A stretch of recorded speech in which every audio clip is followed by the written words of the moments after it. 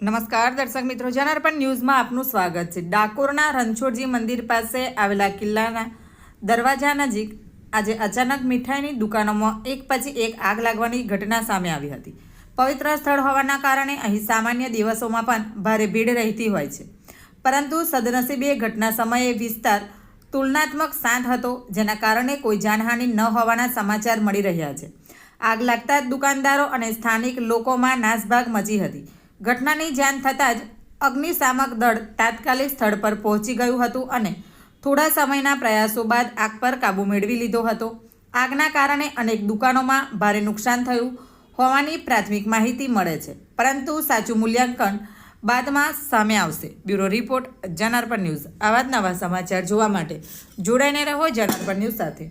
અમારી ચેનલને લાઇક કરો, શેર કરો, સબસ્ક્રાઈબ કરો। ધન્યવાદ।